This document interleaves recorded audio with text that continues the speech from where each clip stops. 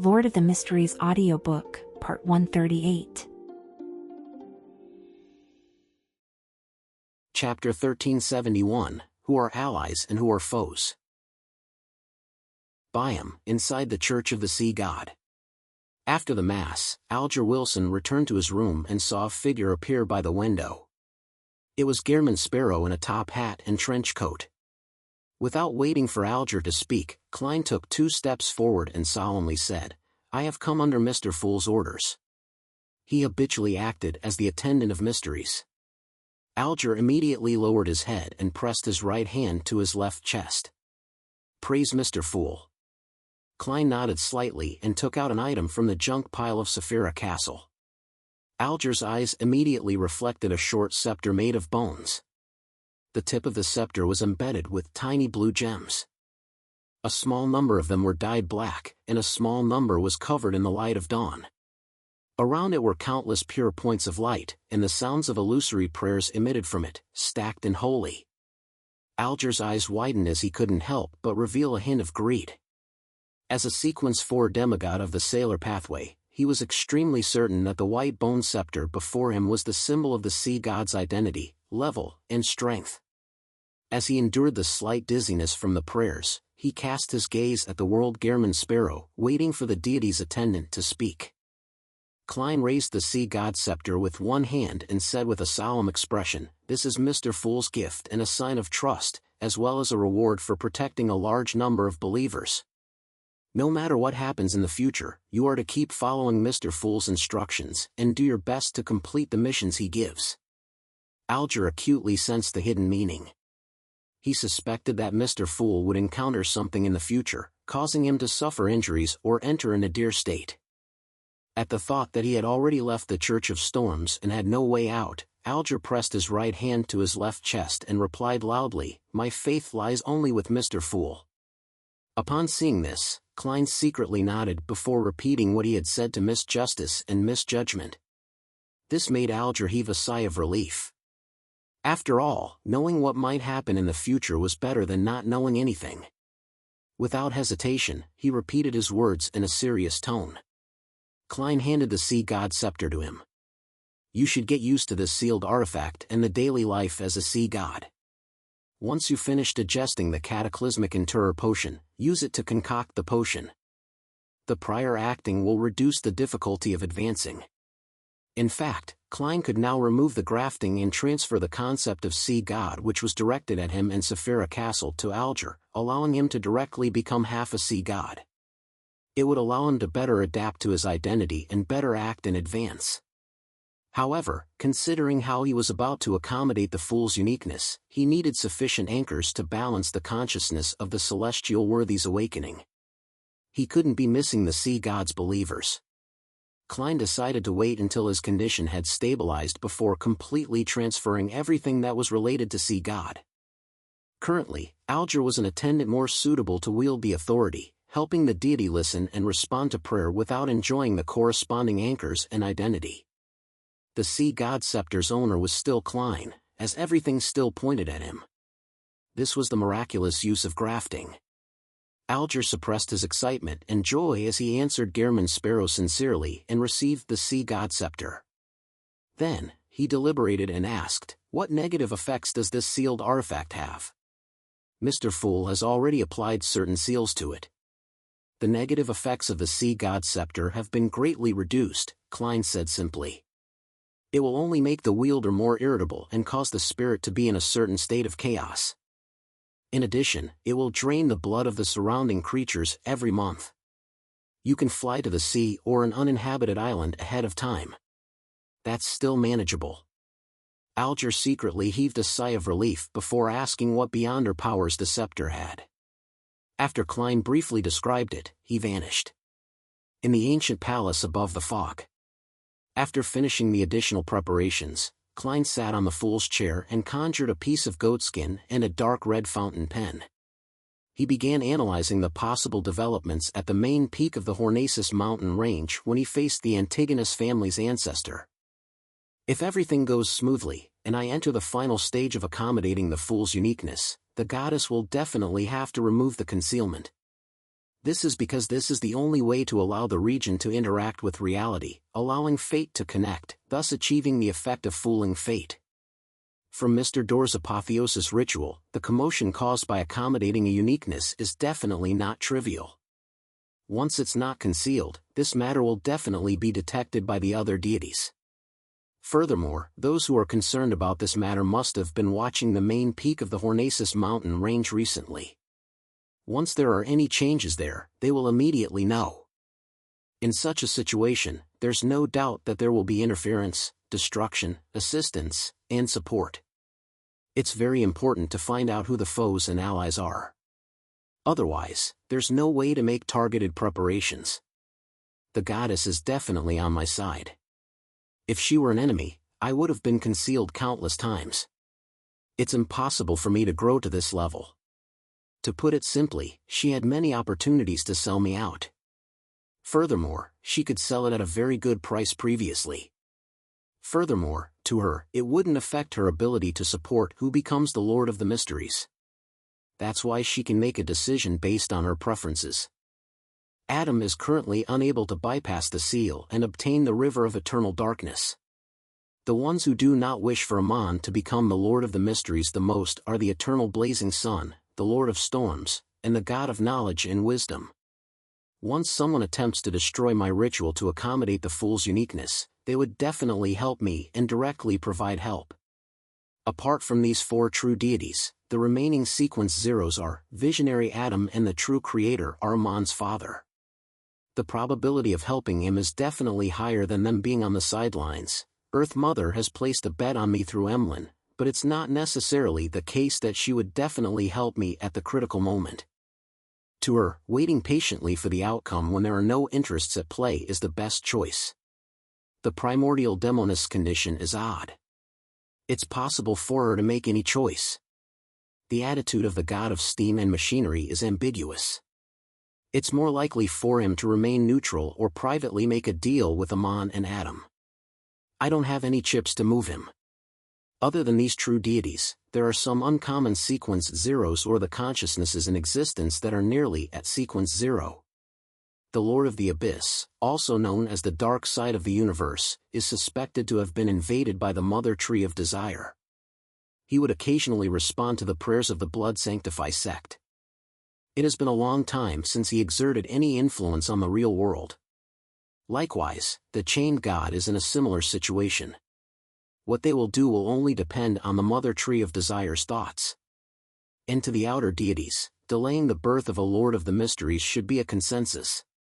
Under such circumstances, stopping me from being able to accommodate the Fool's uniqueness will only cause me to be at an absolute disadvantage in the competition with Amon, allowing the competition to quickly determine a winner. The most plausible strategy of the Mother Tree of Desire is tacit consent. She might even help me to accommodate the Fool's uniqueness, preventing the scale between me and Amon from tilting. After that, she will repeatedly destroy our inclinations and attempts to converge, delaying the birth of the Lord of the Mysteries to the apocalypse. The Red Angel evil spirit definitely hasn't recovered to the level where he can be involved in such matters. The hidden sage is very mysterious, making it difficult to guess his thoughts, but he should know that I am hostile towards him.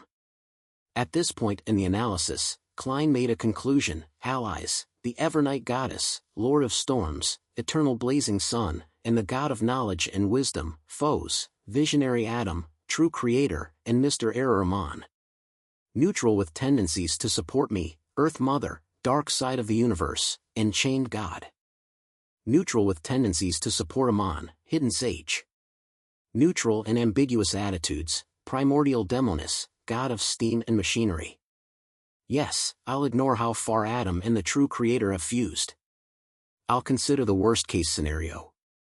I'll treat them as the ancient Sun God and treat them as a dual pathway sequence zero true God. The goddess has the uniqueness of the Twilight Giant and Death. Although she hasn't accommodated them, she has some level of control of them using that bird-shaped, golden accessory as a medium.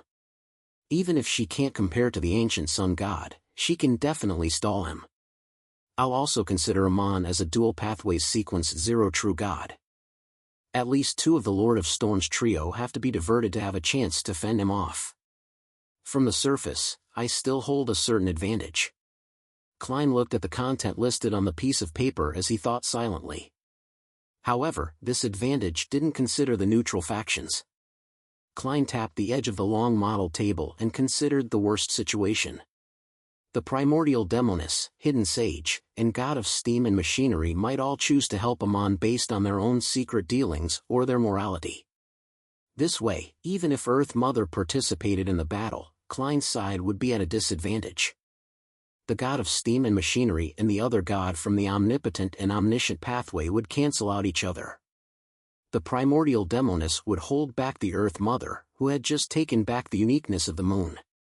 The hidden sage would face the universe's dark side and the chained god, which were controlled by the mother tree of desire. The powers that the outer deities could sneak into the world were extremely limited. This gave the hidden sage a likely advantage. Furthermore, this cancellation was a calculation based on ideal conditions. In reality, under the chaotic situation, Amon, who was in charge of the error authority, could play many tricks. It was possible that he would be able to find weaknesses in an instant and bypass the obstacles, causing Klein's ritual to fail and make him lose control on the spot. In addition, some deities who supported Klein on the surface might turn to help Amon due to reasons he wasn't aware of. As for the sealed artifacts that could change the power balance between the deities, Klein didn't know much about them and wasn't able to make an analysis. I didn't expect that there would be a day when I fleeced the mother tree of desire. Yes, I have to make some preparations for the worst-case scenario to prevent things from developing in this direction.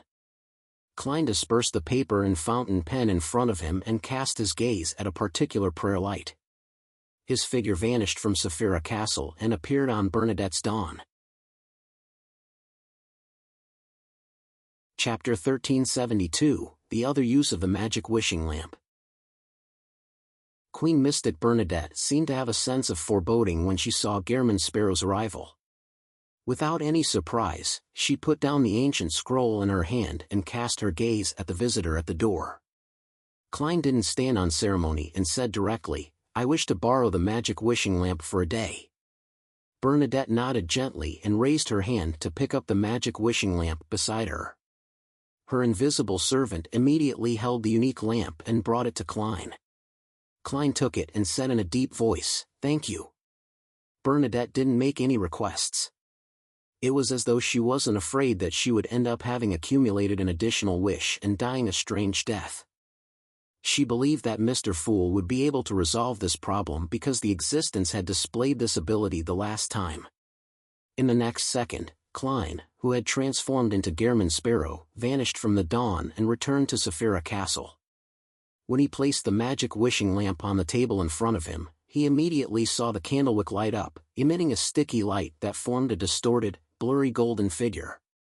"You haven't fulfilled your promise yet, so I won't fulfill your wishes according to your will again," Genie said with a majestic and dignified voice.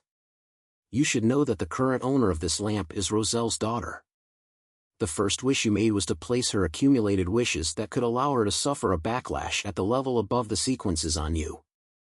And this time, I won't permit you to transfer her wishes onto yourself." When Klein had used the magic wishing lamp to escape, he hadn't changed the ownership of this Grade 0 sealed artifact. It still belonged to Bernadette, and its wielder was still Queen Mystic. Therefore, his wish would simultaneously be accumulated on himself and Bernadette. At that time, his first wish was to transfer the 2 wishes that Bernadette had previously made under his name. This cleared Bernadette's accumulated wishes, and he was burdened with 2 wishes. But at the same time, this first wish was also accumulated. Therefore, after it was fulfilled, Bernadette's count became 1, and Klein's was 3. Following that, Klein made a second wish. It would undoubtedly be counted towards both Bernadette and him. Finally, Bernadette's wish count was 2 without exceeding the critical point, while Klein reached 4. Without any surprises, he encountered the backlash from the rules that were at the level of an outer deity. He died on the spot in Adam's Corpse Cathedral and successfully escaped.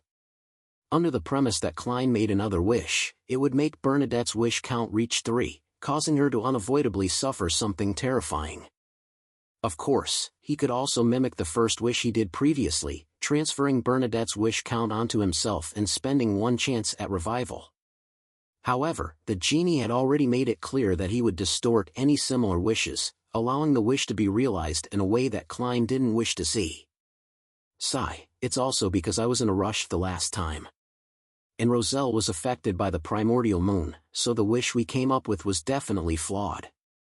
At that time, I should have added a description to make the first wish only count under my name.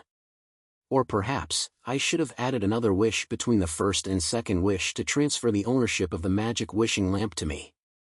After all, my death would result in the ownership being cleared, and the magic wishing lamp would return to its wielder. As Klein sighed inwardly, he smiled at Genie. You should be no stranger to tampering and reassembly. With your level and current state as this lamp, I can now rely on Saphira Castle to graft its ownership from Bernadette onto me. Or perhaps, we can use a different method and directly use theft? Genie's blurry golden figure fell silent. After a few seconds, he said, although you aren't as cunning as him, you're just as shameless. However, this is of no use. After you accumulate your wishes and die, the ownership of this lamp will still return to Roselle's daughter. And I will distort the rules and place your wish count onto her. Also, I said earlier that before you fulfill your promise, I won't fulfill your wish normally again. Klein maintained his smile. I once heard a story regarding investors. When a company is in trouble, the ones who are more willing to provide aid will definitely be the original investors. Although they have already paid a lot, if they don't continue investing, they might not be able to recoup their investment and end up losing all their money. Of course, if they could use other means to retrieve their own share, or exchange their investment for greater benefits, it would be another story. Which type do you think you are? Genie stared at Klein, who was sitting in the fool's seat, and laughed. After you gain a deeper grasp of Saphira Castle, you also seem to have obtained the eloquence of a swindler. However, unless you help me remove the seal now, it will be difficult for me to affect matters at the level of Sequence 0. At most, you will encounter a backlash from above the sequence's laws and die again. However, this won't be of any help to what you wish to do now. Death means failure. Furthermore, you should know very well that losing control during your advancement will affect all your avatars. It's not something that can be avoided by cutting off all connections. Klein smiled and nodded. Indeed, I haven't thought of a wish yet. I'm just making preparations. With that said, he looked at the magic wishing lamp.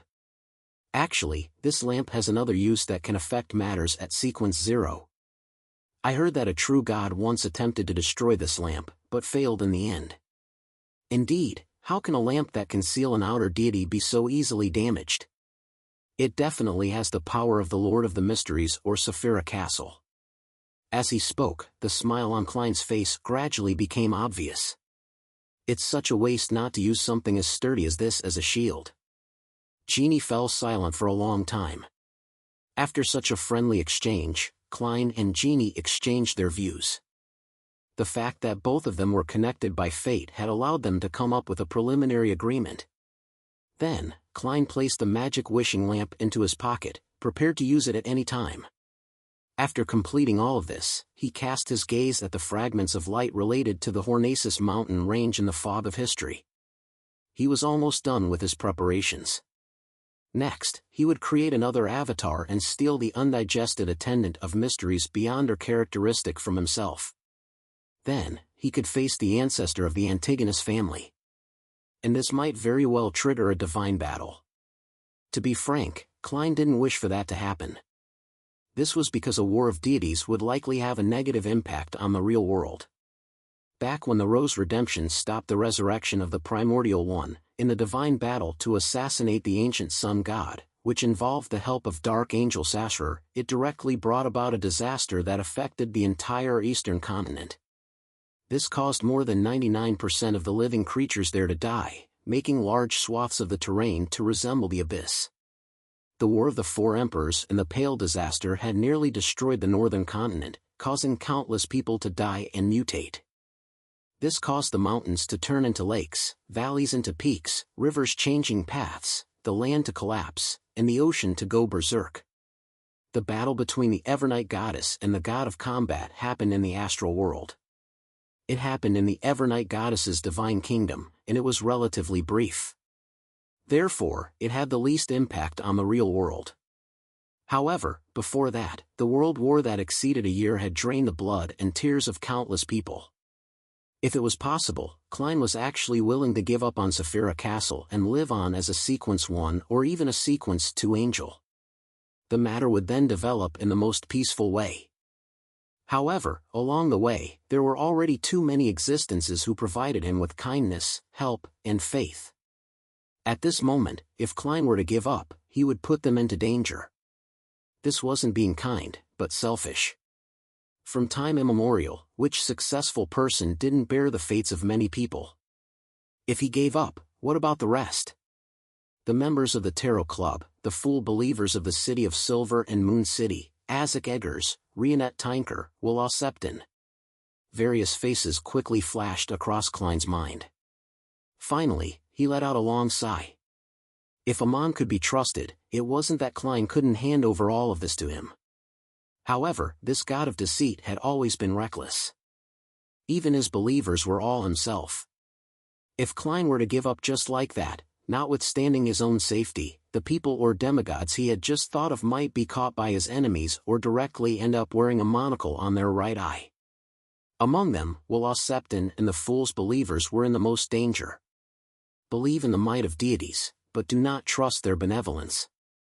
This was Klein's decision. When facing the Evernight goddess, he had used the Lord of Storms and company as an example. This was telling her that he wouldn't let her down after all the help she had given. This was the existence that had bet the most on him. If Klein were to give up, the Evernight goddess might have to pay a greater price to obtain the River of Eternal Darkness. She might even not be able to obtain it forever. This was because after the appearance of the two pillars, Lord of the Mysteries and God Almighty, it meant that the threat from the outer deities would be reduced to its lowest level. There wouldn't be any need for additional great old ones to appear. Phew, I'll later use Saphira Castle to graft the main peak of the Hornacis mountain range to the astral world. This can prevent the war of deities from bringing any harm to the real world to the greatest extent. It can also allow the deities who are guarding the cracking barrier to unleash their full strength. After all, most of my supporters are orthodox deities. Klein's mind raced as he came up with a solution. He then snapped his fingers and used Saphira Castle to create an avatar to stand beside him. Chapter 1373, Facing. The avatar Klein created was a blueprint of his present state, and not Dwayne Dante's, Sherlock Moriarty, or Merlin Hermes, so as to avoid any obstacles in his self-awareness. After experiencing the mutation brought by Adam, he became more careful in such aspects. Glancing at his avatar, Klein's thoughts made his face turn blank. The avatar extended its right hand and stirred Saphira Castle's strength to grab at the main body. Again and again, it failed more than 10 times. Finally, it managed to extract bits of dark light from the main body. Finally, Klein sighed and extinguished the thought of trying to execute this attempt during the actual battle. Despite not resisting at all, with his body and mind at ease, his avatar had still spent so much time failing while using Saphira Castle's level and strength. It was easy to imagine its value in actual combat. As more and more Beyonder characteristics left his body, Klein felt relaxed. He felt like he had finally abandoned a heavy burden after a long walk. Of course, there was a certain fluctuation in his mental state. After losing the lingering mental imprint from Zeradol, the awakening of the celestial worthy's consciousness began to invade his mind.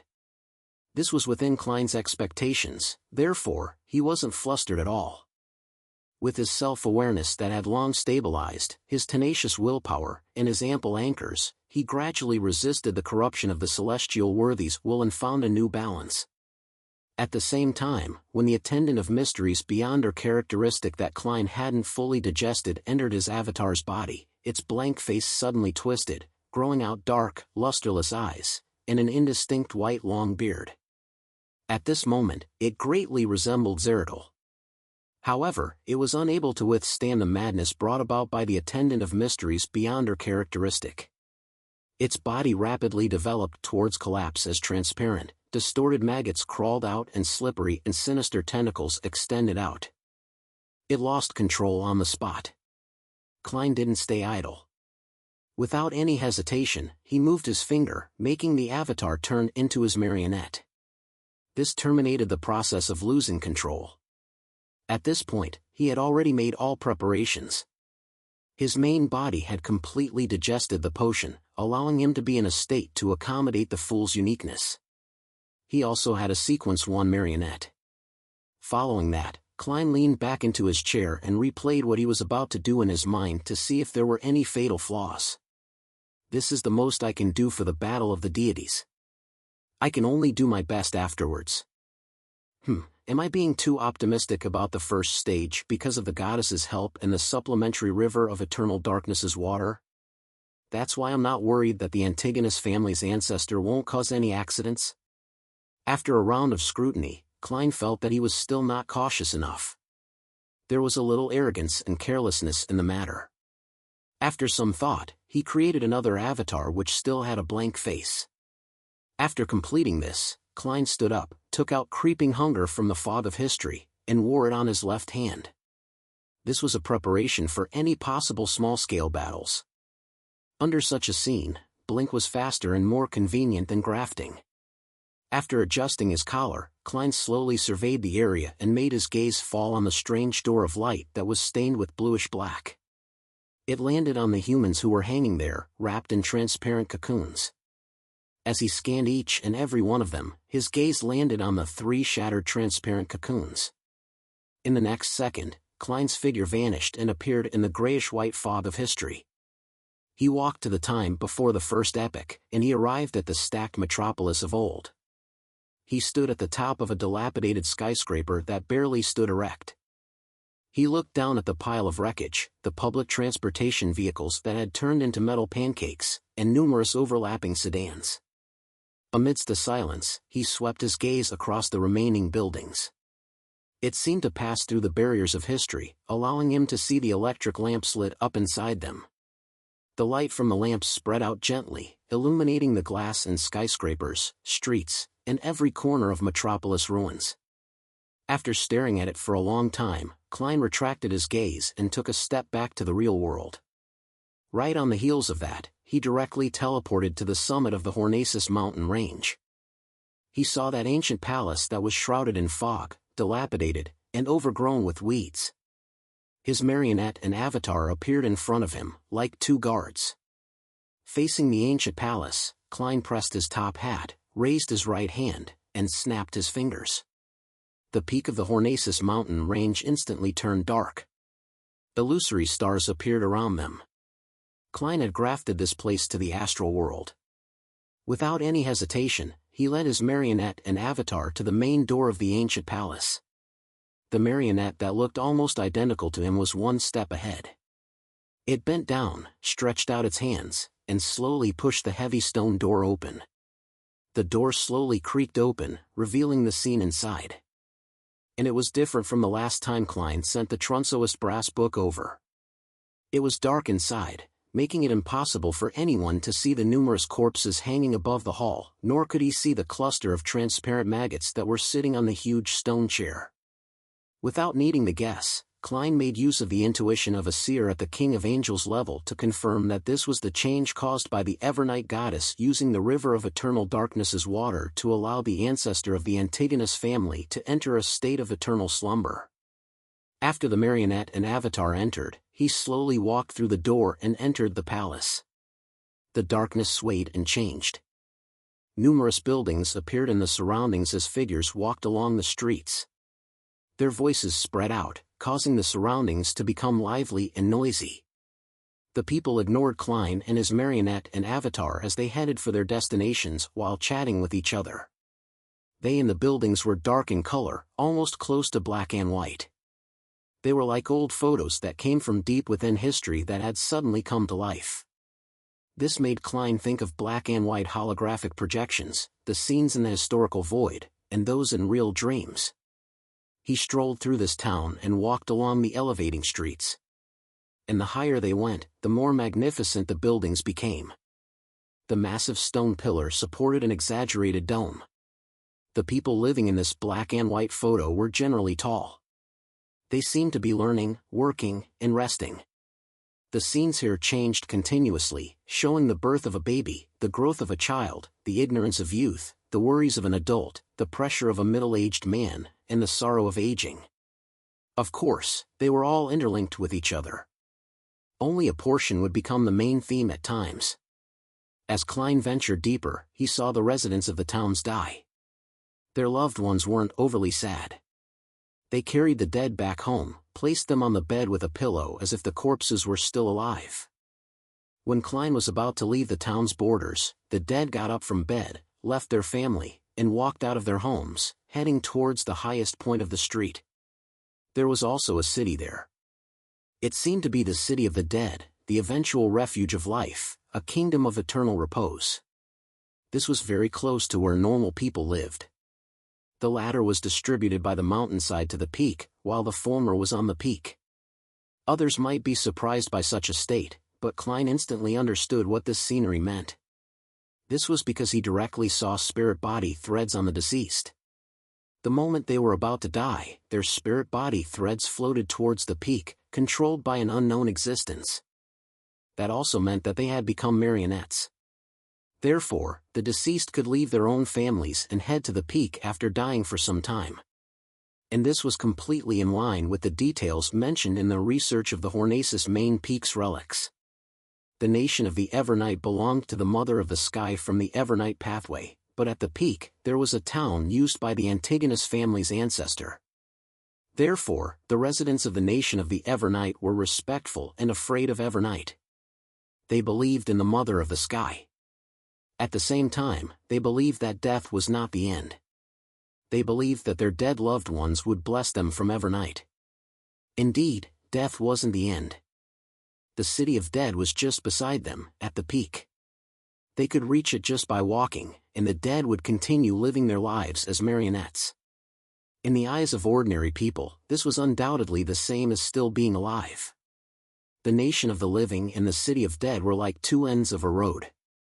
The distance between life and death was so close that they were like neighbors. This also explained why the nation of the Evernight didn't have tombs, as the deceased didn't need to be buried. They turned into marionettes and headed for the peak.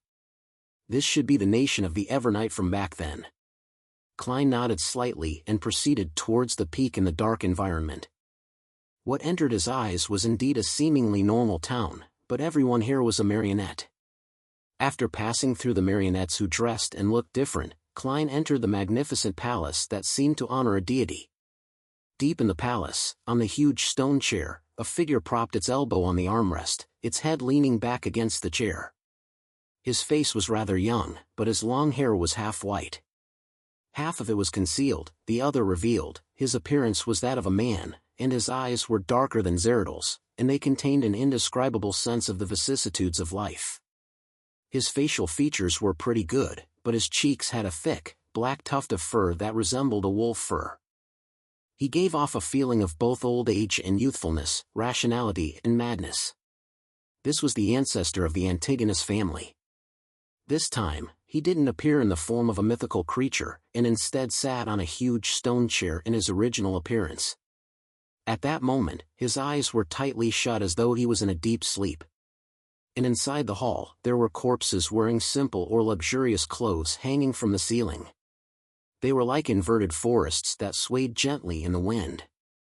After entering a state of eternal slumber, the ancestor of the Antigonus family finally managed to temporarily free himself from the state of losing control and madness, and return to how he was before. Klein stood in the middle of the hall, looking at his target as he sighed. The scene he saw of the nation of the Evernight and the city of dead earlier was the dream belonging to Antigonus, a dream that lasted for more than 1,000 years.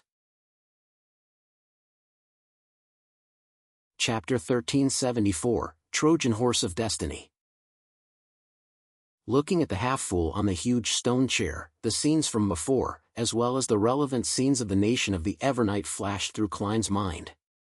This evoked thoughts in him. He didn't know much about Antigonus. In fact, he had almost lost control because of the ravings of his Hornaces.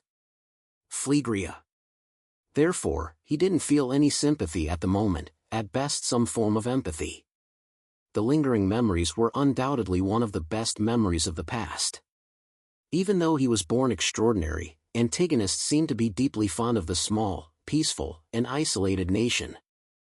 Klein slowly exhaled as he looked away from the man with the thick, black, sharp beard, and his gaze landed on the huge stone chair to the side. A book made of thin, yellow brass was quietly placed there. It kept having 3 mercury-colored lines of rules being superseded on it. 0-02, Trunsoist Brass Book. Using powers similar to grafting to complete the seal? Yes, it seems to have gone a step further. Not only is the beginning directly connected to the end, but the intelligence of the Trunsoist Brass Book has also been fooled, allowing it to ignore the middle parts that had been skipped, and not making attempts to change things. It just keeps repeating actions over and over again. Klein glanced at 0-02 and muttered to himself in thought. This made him have some guesses about the abilities of the fool. Without thinking further, Klein got the attendant of mysteries marionette to graft the starting point to the end point as he walked to the huge stone chair and picked up the Trunsoist Brass Book. On the one hand, this was to eliminate any possible interference, and on the other hand, he was trying to test out Antigonus's current condition. Seeing that the half-fool was still sleeping and unable to escape from his eternal slumber, Klein heaved a sigh of relief. He made his marionette take the Trunsoist Brass Book and retreat to the entrance of the palace to wait for him. The reason he didn't allow his avatar to retrieve the Grade 0 sealed artifact was that he was worried that the Trunsoist Brass Book, which had a certain connection with a Saphira, would be able to produce passive negative effects during the critical moment he was accommodating the fool's uniqueness. This might lead to the situation developing in a terrible direction. When it came to avoiding the negative effects of the sealed artifact, marionettes were definitely better than avatars. This was also why Klein didn't bring the Staff of the Stars. He couldn't place a time bomb beside him. Usually, it was fine. He could rely on his level, status, and abilities so as to forcefully suppress the Staff of the Stars, but in the process of accommodating the fool's uniqueness, he would be very weak. He couldn't interfere with the people or things around him. Any mistakes could cause him to lose control on the spot. To deal with the situation of Saphira Castle being sealed, thus causing him to be unable to use its powers, Klein had no choice but to bring a sealed artifact that could provide teleportation powers. Therefore, he chose Creeping Hunger. At that moment, Klein felt the glove on his left hand tremble while facing a king of angels that controlled a uniqueness. He then used his right hand to caress Creeping Hunger and whispered jokingly, "Don't worry. You're just a projection from the historical void." Using this method to ease his taut nerves, Klein surveyed the area and confirmed that there was nothing else he needed to do. Immediately after, he placed his hand on his chest and bowed deeply to Antigonus. When he straightened his body and lifted his head, a complicated, mysterious, illusory brand appeared on his forehead. This brand was like a strange door of light that was tainted with hints of bluish-black. It constantly emitted a faint grayish-white fog. In the next second, Klein reached out his right hand. Although it wasn't too far away, nor was it too close. He contained Antigonus's body within his fingers. His fingers quickly closed, and with a twist of his wrist, he completed the theft. He obtained nothing. This attempt failed. Klein wasn't depressed. He once again began stealing Antigonus's identity, fate, and self-awareness. Although he was already a king of angels, his powers in stealing came from Saphira Castle. At present, he was only at Sequence 1, while Antigonus had been corrupted by the Lord of the Mysteries, a king of angels that had accommodated the uniqueness. There was still an obvious difference between the two. Therefore, even if Antigonus had entered a temporary state of eternal slumber and was unable to resist, Klein suffered failure many times. He wasn't nervous or disappointed in such a situation. This was something he had expected previously. After all, as long as the theft wasn't completed, the Evernight goddess wouldn't dispel the concealment effect and let the Fate here interact with the real world. There wouldn't be any external interference either. Klein had plenty of time and a stable environment to continue his attempts. After failing countless times, Klein suddenly had a flash of inspiration and predicted something. He reached out his right hand again, closed his fingers, and twisted them gently. Suddenly, he felt something invisible leave Antigonus's body and float towards him. At the same time, an indescribable river of light with countless distributaries appeared in front of him. The illusory river continued to flow forward, drowning one distributary after another, allowing them to become part of the main river. This was a symbol of fate. It also had many different images, such as a slowly rotating segmented wheel or a giant serpent that had its head and tail connected. At that moment, when fate was swapped, Klein saw the river of light. In the next second, fragmented images and scenes appeared in Klein's mind. An 8-legged demonic wolf, who had just been born, was sprawled on the hill. Amidst the thick and black short fur on its body, transparent and distorted maggots crawled about. He was the youngest son of the ancient god, Phlegria, a natural mythical creature. At that moment, he was looking at his sister, brother, and a portion of his clansmen playing amongst corpses. He despised the crude methods they employed when dealing with their prey.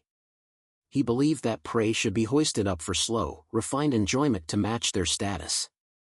This demonic wolf that could be called a subsidiary god was most afraid of his father, the powerful, terrifying, crazy ancient god. Although Phlegria had already produced many children through instinctual mating, removing plenty of his beyonder characteristics, it was uncontrollable with no way to guarantee progress. Therefore, he was still crazy, cruel, bloodthirsty, and filled with an instinct for destruction. He had even killed several descendants. This demonic wolf who could create miracles and fulfill all kinds of wishes chased after his prey, biting or killing them, thus enjoying a state of pure happiness. He didn't have a deep impression of the subsidiary gods of his father, Phlegria. He clearly remembered that he hated the god of wishes, Kotor. Even if he was also a demonic wolf. Also, he didn't like the god of death, Salinger. He found him gloomy, solitary, and that he exuded a rotting and disgusting aura. On the other hand, goddess of misfortune, Ammonizes, met the beauty standards of both a demonic wolf and a human. She had a gentle personality and was very good at placating one's heart. She wasn't annoying, but this female subsidiary goddess rarely appeared. She was always like a shadow, hiding in a place that wasn't easily discovered. Of course, the demonic wolf remembered that a few of his older sisters and brothers were rather against Ammonizes, hoping to seize her position. The demonic wolf witnessed his father's death, the death of a powerful ancient god, and saw the blood of the ancient god splattered all over the body of the goddess of misfortune, Ammonizes. And in the chaos, the uniqueness and a sequence one beyond her characteristic were pulled into her hands. He and one of his sisters escaped the kingdom of the demonic wolves and hid everywhere. Without the protection of his father, the demonic wolf and his sister realized that their former reckless life wasn't normal. Pain and danger were present in everything. Finally, they crossed the sea and came to the northern continent. They established a concealed kingdom in the uninhabited Hornacis mountain range. He and his sister didn't dare expose themselves. All they did was gather believers and amass a population. In this situation, he created the city of dead that existed alongside a living nation, making the dead believers become his marionettes to complete an advancement ritual. Although this period was filled with anxiety, it was the best time period in the memories of this demonic wolf. As he saw his sister having more and more believers, and how his marionette town was becoming more complete, he seemed to have forgotten the troubles and dangers of the outside world and achieved the first peaceful time period since his birth. Under the influence of the believers, he and his sister gradually gained some so-called humanity. After the cataclysm, he finally advanced to attendant of mysteries and turned himself into a human. With the last name of Antigonus, he left the Hornacis mountain range and returned to the real world outside the concealed kingdom. From this moment onwards, Antigonus's memories and knowledge became increasingly fragmented. Many times, he even found himself a little unfamiliar. After he accommodated the fool's uniqueness, the situation became worse. As the images flashed, Klein quickly came to a realization. I am Antigonus, I am the half-fool. With a loud boom, his body constantly changed. At times, he had black hair, brown eyes, and a scholarly air, a Klein Moretti who had fused with Zhou Mingrui's appearance. Occasionally, he had long white hair and a thick black beard like Antigonus. Other times, he wore a dark black cloak that made it difficult to see his face, and this mysterious person constantly extended slippery tentacles to the side. At that moment, Klein's thoughts were extremely chaotic. His mental state was completely imbalanced. He was barely able to maintain his self-awareness. Under the impact of the two mental storms, he teetered. At the same time, he had received the fate of Antigonus's losing control and was on the verge of collapse. A series of prayers rang out in his ears. Each and every word of praise was mixed together, forming an illusory image that joined the chaotic battlefield. Rorstad Archipelago, Biam, the bell tower of the Church of the Fool. A young man wearing a pointed hat and monocle suddenly appeared here and stood behind the railing, looking down at the entire city. Mr. Amon. In the next second, he saw Biam and the distant new city of Silver and New Moon City disappear as though someone had wiped them off the map with an eraser. How boring! Upon seeing this scene, Amon shook his head with a smile. He wasn't disappointed either. He only wanted to test if Klein or the Evernight goddess had repaired the bug in this aspect. After striking the bell, he could be considered the Fool's Angel of Time to a certain extent. He could use this loophole to directly steal a portion of his anchors.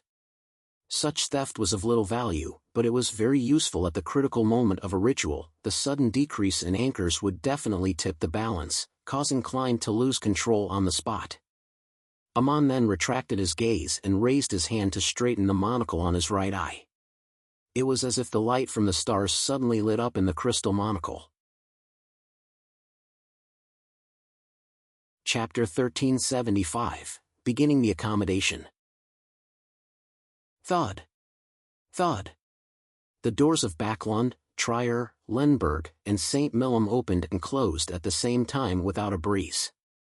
Inside a white tower in the headquarters of the God of Knowledge and Wisdom, Luca, who was on duty underground, sensed that something was amiss and stood up abruptly.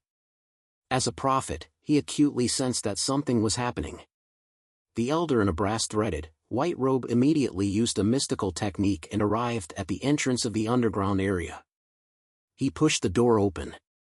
However, the door that wasn't considered heavy to a demigod didn't budge as though it was sealed by an invisible force. Luca Brewster didn't attempt to forcibly open it as he cast his gaze deep underground.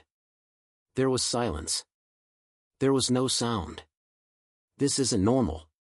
Luca didn't need to rely on his beyonder powers to determine the problem here. Usually, in the deepest part of the ground, there would always be sounds that made people's hair stand on end. But now, it was as if it had disappeared, as though it never existed. Others might not know, but as a high-ranking member of the Church of Knowledge, Luca knew that the voice came from an extremely terrifying sealed artifact that even he didn't know the exact details of, so it was impossible for it to be erased out of thin air. The current situation could only mean one thing: either the sealed artifact had already escaped the restrictions and entered a more bizarre state, or it had been sealed further, preventing it from affecting the outside world. Regardless of the possibility, it meant that there was extreme danger lurking in the surroundings. This was because the sealed artifact's number was 0-01. At the top of Biam's remaining bell tower, the light on Amon's monocle gradually faded, returning to normal. Mr. Error hadn't held back from showcasing his new beyonder powers, doing so to make a statement to all the existences watching him. He had already accommodated Door's uniqueness and obtained the corresponding authority. He had used this opportunity to shut off everything related to the concept of a door in the entire world, greatly strengthening the effects of any seals. This caused the Orthodox churches and secret organizations to be unable to use sealed items for a short period of time because no one could remove the seal. Even if a true deity descended from the astral world, it would still take them a certain amount of time before they could break the restrictions. Therefore, Amon eliminated most Grade 0 sealed artifacts in the subsequent Battle of Gods. He no longer needed to consider the corresponding interference. Of course, such authority wouldn't be able to influence the entire world for too long unless Mr. Error had put all his energy into this matter. It was precisely because of this that he didn't do it ahead of time. Only when he observed the disturbance in Klein's anchors did he suddenly act. The more powerful a Grade 0 sealed artifact was, the more terrifying the negative effects would be. It was even more so for those that could produce effects at the level of a deity. Even a Sequence 0 true deity might not be able to withstand it for too long. Therefore, true deities wouldn't unseal them unless it was necessary, otherwise, this would bring about an even greater disturbance to them, causing them to suffer a net loss. After doing this, Amon held up his palm and gently leaped up. Without the bearing of a true god, he sat on the railing at the top of the bell tower. As he gazed at the horizon out into the sea, he leisurely waited for the concealment to be removed. That was when Klein's ritual to accommodate the fool's uniqueness officially began. When that happened, he would strike the death knell for him. In the concealed world of the Evernight goddess. Under the repeated impact of the awakening of the celestial worthy of heaven and earth for blessings, and Antigonus's self-awareness and mental imprint, Klein's consciousness was like a sailboat in a storm. It would sometimes be thrown high while being struck down. At times, it would suffer corrosion, and at other times be slammed to the side. This made his thoughts turn extremely chaotic. He was about to split into two different personalities, known as Antigonus, and the Lord of the Mysteries. At the same time, his avatar also lost its rationality. It was in a state of being about to collapse into a whirlpool of maggots. Only the marionette remained standing there in a daze due to the lack of any control. The prayers from the believers resounded in Klein's ears, forming a corresponding image of what he knew. This was like a dam that was resisting a surging flood. Klein wasn't too unfamiliar with such a situation. He had a similar experience after becoming an attendant of mysteries and swallowing Zeradol's beyonder characteristic. Therefore, with the help of his anchors, he managed to survive the initial chaos. With great familiarity, he directed the self-awareness and mental imprint of Antigonus towards the awakening will of the celestial worthy of heaven and earth for blessings. This caused both parties to corrode each other and be occupied with each other. The mind storm weakened a lot, finally giving Klein's self-consciousness a breather. Before he could calm down, he immediately directed the image of him as a god formed by many anchors, into the two mental corruptions struggle and tried to find a new balance. However, this didn't go smoothly. Compared to before, the essence of Antigonus's mental imprint, resilience, and madness were clearly stronger than Zeradol's. After all, this was a king of angels that had accommodated the uniqueness and was known as the half-fool. Furthermore, Klein had also stolen the other party's identity and fate. This brought about two other negative effects. His personality was constantly on the edge of dissociating. From time to time, he would think that he was Antigonus, attempting to fuse his mental imprint with his own mind.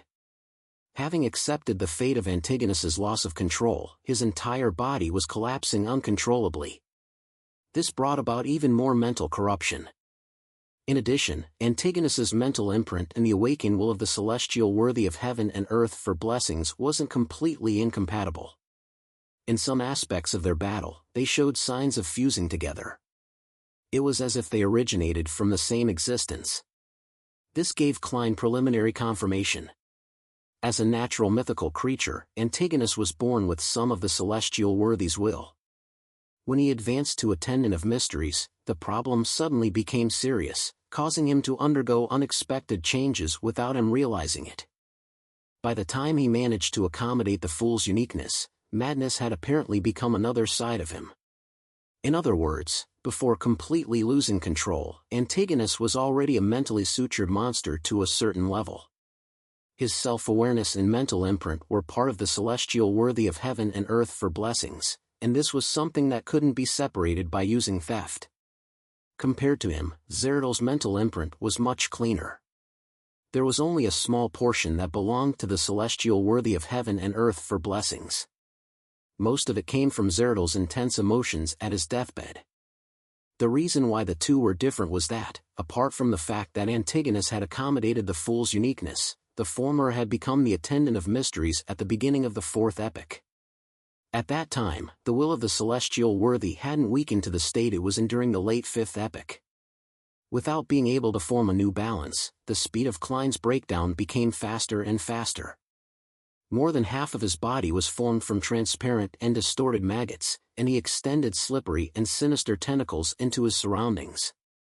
Just as he was trying his best to maintain his consciousness and not give up searching for a new balance, his collapsed body, Antigonus's crazy mental state, and the consciousness of the celestial worthy of heaven and earth for blessings all fell into a deep sleep. This caused all the changes to stop abruptly and return to normal. As for Klein's self-consciousness, he used his trait of resisting dreams and the invasion of his mind to maintain his clarity of mind. That's right. The fate that I stole includes the fate of being in a state of eternal slumber outside the fate of going crazy and losing control. As for me, I can resist eternal slumber to a certain extent. Klein grabbed the sliver of clarity and gained a certain understanding of his present state. To him, this was an opportunity. It was only at this moment that he fully understood why the Evernight goddess needed the river water of the river of eternal darkness to use as a medium to attempt this. This wasn't only because it was difficult to put a king of angels who had accommodated the uniqueness and the awakening will of the Lord of the Mysteries in him to temporarily enter a state of eternal sleep, but it was beneficial to Klein for this state of eternal slumber. This could create an excellent environment of him being the only one with a sliver of consciousness while the other interference was all sleeping. At the same time, Klein also confirmed one thing. The reason why he was able to remain clear-headed in a dream and during the instances where his mind was intruded wasn't because of the special traits from Saphira Castle. This was because the celestial worthy of heaven and earth for blessings in his body was also sleeping. Although the awakening of the Lord of the Mysteries was still greatly limited, his level and his connection with Saphira Castle were undoubtedly stronger than Klein's. If he couldn't completely resist a state of eternal slumber, why could Klein? Therefore, Klein believed that this trait was likely due to the blessings of the Evernight goddess, a gift he received when he came to life. The blessings given by a true goddess who wielded the power of the dream domain, and the aura, strength, and magical powers that Saphira Castle augmented him with had combined together to form such a special trait. It was as if a gentle song came from deep within the dream. Klein's consciousness became clearer. Without any hesitation, he immediately adjusted the sleeping imprint and corruption in his body and found a new balance. Following that, he extended slippery tentacles with strange patterns and used Saphira Castle's powers to steal the fool's uniqueness inside Antigonus's body. Perhaps it was because he was now Antigonus, the theft this time was successful after a small number of failures. A translucent mask with the symbol of the fool flew out from Antigonus's body. The man with the thick black beard was still sleeping, as though he would sleep forever. At the same time, the fog dissipated and illusory starlight shone into the hall. This ancient palace suddenly appeared in the dark and mysterious astral world, appearing at the peak of the Hornacis mountain range. The concealment had been removed, and fate began to be exchanged. At this moment in the forsaken land of the gods, on one of the mountain peaks, a shadow-like curtain appeared on the surface of a huge cross. It cracked open and a man walked out from it. He was Adam, dressed in a simple white robe with a thick blonde beard. Behind him was a thick shadow with 5 heads. This shadow had partially merged with him, but it hadn't completely become one. Adam raised his head and looked at the astral world which had been distorted from authority and symbolism. He smiled calmly and said to the shadow behind him, "They don't seem to be aware of the reason why I used visionary as the foundation this time. I've never told anyone about the results of this research." Just as he said that, he proclaimed in a solemn and deep voice, "I am one, and also infinity, the beginning and the end." His eyes suddenly turned illusory as an ocean that seemed to contain all possible colors that appeared around him. Adam then raised his hand and grabbed the silver cross pendant hanging in front of his chest. A burning but illusory sun suddenly appeared above his head. To his left, lightning, squalls, and waves formed a supercilious phantom. On his right, there was a white tower with numerous brass eyes. the authorities and symbols that Adam had envisioned entered his body one after another under the influence of the Chaos Sea. Finally, the shadow that clung tightly to Adam's back shrank into his body. Suddenly, the sea that contained all the colors began to rise. Adam expanded into a giant shadow that seemed capable of holding up the world. The shadow slowly walked on the water surface of the illusory, chaotic darkness. It pointed at the astral world and solemnly declared, "Let there be light." In a blink of an eye, the entire astral world lit up. There were no other secrets that could be concealed. Even portions of the astral world that connected to Earth, the entire astral world, and the invisible barrier that had been separated from the universe appeared. At that moment, giant, indescribable faces seemed to cling to the transparent, cracked barrier, silently watching the developments inside. Chapter 1376, Half a Great Old One. Inside the astral world, which was even more abstract than the spirit world, looking as though all the authorities and symbolism in the universe were included inside, every object appeared. And the light that illuminated this area wasn't spread uniformly. It was mainly concentrated in a few places, stacking together, forming spots created by a prism. There were a total of 3 spots in such a state, each sealing the various illusory kingdoms. One of the kingdoms was covered in bright flowers and perpetual daylight. Another seemed to be formed from books that were opened or closed. Different figures shuttled between them as they read as a form of entertainment. One was covered in storms as lightning and thunder continued without end in the boundless ocean. In the next second, the 3 different kingdoms underwent a violent change. In the area with perpetual daylight, all the flowers emitted light, as if they had become burning, miniature suns. The countless miniature suns intertwined together and surged deep into the kingdom before rising into an abnormally blinding golden sun.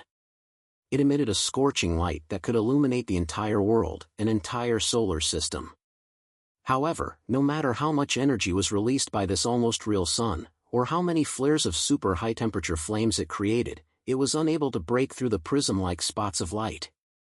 Every destroyed layer had a new layer produced at an equal speed.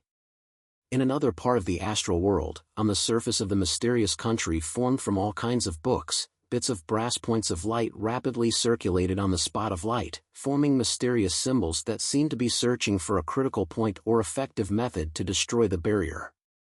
During this process, the faint light formed a pair of illusory eyes that directly saw the weak spots and created eyes there. Meanwhile, inside the spot of light, there was also faint light swirling in it. It repeatedly took form, changing the critical points of the structure. This made it seem as though both sides were in a contest of their calculative abilities, with neither side clinching victory. In the boundless sea that was enveloped by lightning, wind, and rain, the spot of light suddenly lit up. It brought a portion of matter and approached the limit to speed, creating a violent wave that could destroy a planet. Such a wave and the tiny bits of light constantly struck the prism-like spot of light, turning it into countless falling specks of light. At some point in time, the spot of light began to ripple like an illusory ocean that seemed to contain all colors. It seemed to solidify the surrounding environment, causing the light spots that carried the storm to slow down uncontrollably. Then, the points of light repeated a state of acceleration and deceleration. This kept repeating, but they refused to give up. With the Chaos Sea as a source, Adam used himself and the true Creator as a pillar, envisioned 3 uniquenesses, and accommodated them into this system. Adam seemed to exceed the limitations of above the sequences and became half a great old one. He was able to forcefully suppress the eternal blazing sun, the Lord of Storms, and the God of Knowledge and Wisdom by himself, trapping the 3 sequenced zero true gods within their respective divine kingdoms. At that moment, he seemed to return to his peak condition, becoming that ancient sun god who slew one ancient god after another. He chose the 2 pathways of visionary and the hanged man as his foundation for his resurrection because, apart from them having the trait of resurrecting, this was also the result of his research. This had the highest chance of becoming God Almighty. After using either one of the 2 pathways of visionary and the hanged man to become a true god and gaining initial control over the Chaos Sea, he could take back the remaining uniquenesses and sequence one beyond her characteristics. This was the easiest path to advance to the Lord of the Astral World. And in this matter, there was something more special about Visionary than the Hanged Man.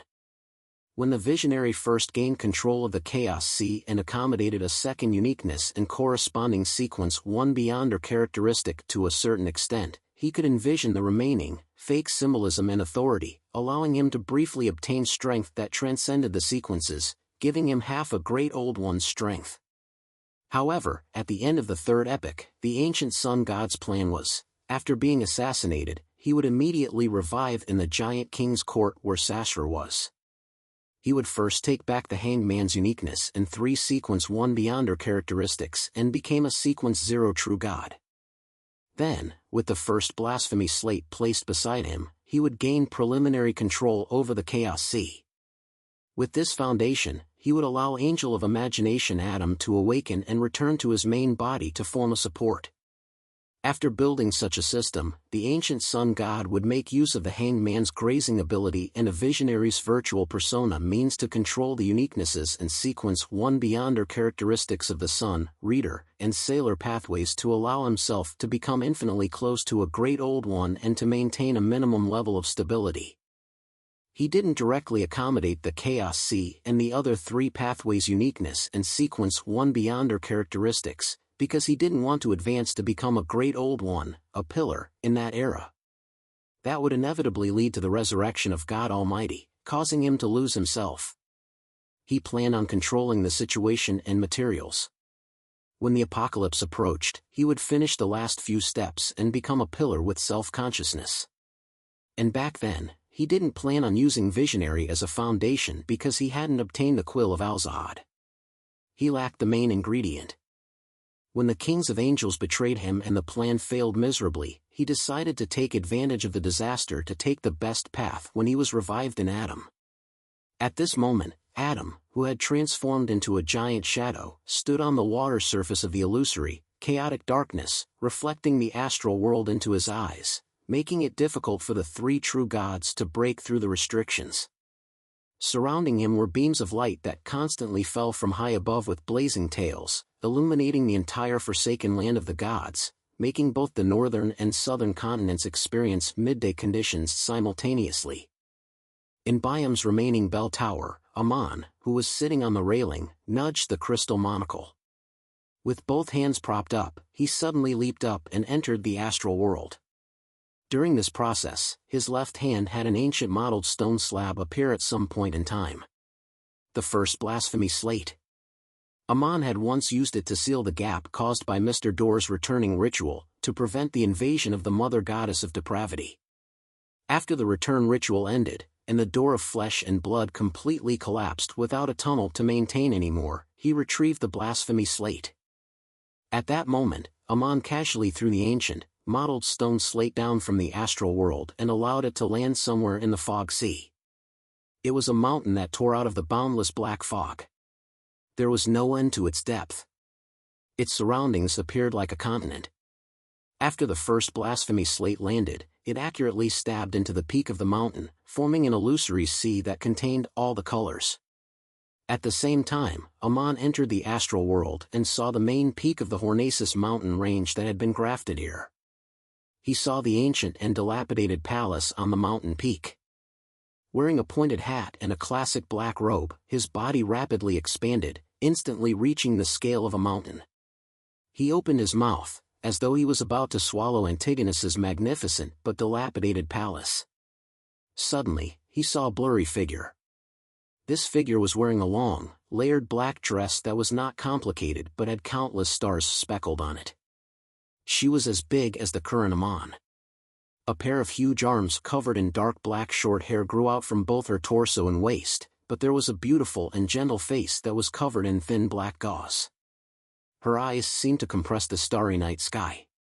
It made one feel at peace, but it also made one feel an uncontrollable fear. One of her 2 hands held a huge scythe, and another pair held a bird-shaped, golden accessory. The remaining pair held nothing, as though she was holding an invisible object. Evernight Goddess. In the next second, Aman, who was wearing a monocle on his right eye, was quickly wiped away by an eraser like he was a sketch. The Evernight goddess raised her two empty arms as she held up an almost invisible fog. On the surface of the fog, multiple doors of different shapes rapidly opened in different spots, but they were instantly blocked, preventing any loopholes from taking place. The Evernight goddess floated above the peak of the Hornacis mountain range in the astral world as she focused on controlling the fog world in her hand, preventing Amon's true body from escaping. As more and more doors appeared, the opening of doors became faster and faster. This goddess was unable to deal with it alone. All she could do was raise her other two arms and raise the huge scythe. The dark black scythe rapidly turned into a corporeal coffin made of black fog. The almost invisible fog world was stuffed into the coffin, and all the movements instantly ceased. It was as though death had occurred. However, this silence only lasted for a second. On the surface of the black fog-formed coffin, a series of doors took form and opened again. As the Evernight goddess sealed the doors, she raised her arm that held a bird-shaped, golden accessory. The orange glow of twilight fell, adding a sense of decay and extinction to the heavy black coffin. The formation and opening of the doors slowed down as both parties entered a tug-of-war. At that moment, at the foot of the Evernight goddess, the main peak of the Hornacis mountain range collapsed. It was like the apocalypse had arrived early. At the same time, python-like black tentacles extended out from somewhere in the astral world. There was an eye at the end of each tentacle, either opened or closed. Any object that was seen by them would instantly turn into grayish-white rock.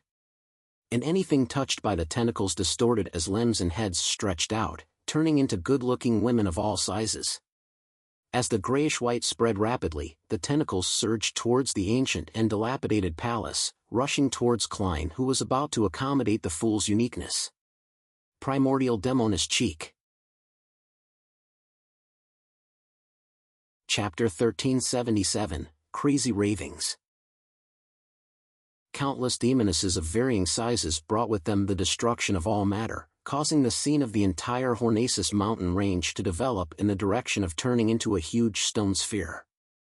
This made the dilapidated walls of the ancient palace collapse rapidly, exposing Klein, who was in the middle of the hall, along with his avatar and marionette out into the middle of the astral world.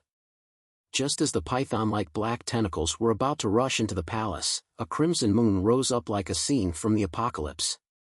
In the perimeter of the hall that was bathed in moonlight, a cluster of wheat instantly grew out. There were flowers, mushrooms, and trees. They intertwined with each other, layer by layer, sealing the palace that belonged to Antigonus. At that moment, the hall where Klein was in seemed to be a ruin that had been sealed in history and a forest for thousands of years, as though it had been swallowed up by nature. The python-like black tentacles with eyes on their tips were blocked by plants growing wildly. They rose up as they constantly struck the screen that originated from nature, causing the latter to collapse or peel under layer after layer of petrification effects. However, no matter whether it was the wheat, flowers, mushrooms, trees, or newborns, they quickly returned to Earth Mother's embrace and grew again. Just like that, the barriers of nature were reborn and destroyed, layer by layer, as layer after layer was reborn. This showdown entered a stalemate. Earth Mother, who controlled the moon's uniqueness, fended off Primordial Demonis Cheek. At this moment, a light that couldn't be seen by most beyonders landed from high above and crashed into the barrier of nature that used plants as a foundation. The light didn't have a physical body, as though it was formed from a flux of massive and miscellaneous information. In its illusory form, it tore through the gaps between the plants, like a torrent, heading straight for Klein, who was about to retrieve the translucent mask. Hidden Sage. At this moment, a blurry light shot out from the void, revealing picture-like projections around Klein. Some of them recorded the helplessness and misery humans felt when facing supernatural beings. Some of them used an epic-like brush to reenact the scenes of humans using their own bodies as experiments to attempt fusing with beyonder ingredients to obtain strength and save the race. Some described the unique cultures and traditions due to a black emperor, while others carried various viewpoints, books, and inventions. Some resembled the dawn of the present world, starting from the massive machinery that spewed steam, buildings that rose higher and higher, and clothes that made movement easier. The contents made the seemingly thin painting exude a heaviness. This was because they bore the inspiration and development of civilization, of human society at different stages. Back then, the god of craftsmanship didn't properly digest the Sequence 1 Civilization Enlightener potion before advancing to Sequence 0 due to various reasons. He maintained his rationality and lucidity. However, this made him have to focus more on resisting the madness and inclination towards losing control. Amongst the 7 orthodox gods, he was slightly weaker than the other existences. The reason why the Church of Steam was the weakest orthodox organization was that, apart from having the shortest history and the least heritage, its corresponding god was also not in the best of conditions. By the time Roselle raised the Industrial Revolution as the son of Steam, a member of the Church, and brought with him all sorts of ideas, the god of craftsmanship took the opportunity to change his name to the god of steam and machinery, sharing in the progress of the enlightenment of civilization, and digested the corresponding potion. As a true god in a neighboring pathway, he eventually chose to stand on the orthodox deity's side after the hidden sage chose to be Klein's enemy. The terrifying flood of information crashed into the illusory pictures and rapidly expanded, attempting to crack the cage. However, the tens of thousands of years of civilizations were thick and vast. The history left behind by generations of humans that numbered hundreds of millions was so vast and magnificent. It was enough to contain the information flux of the hidden sage. When the hidden sage tried breaking through the limitations of the god of steam and machinery, in the hall of the Antigonus Hall that was sealed by layers of plants, Klein extended his slippery and strange tentacles to grab the translucent mask that represented the fool's uniqueness before moving it towards his face. Just as the mask covered Klein's face, numerous figures appeared around him. Some of them were men wearing postman uniforms.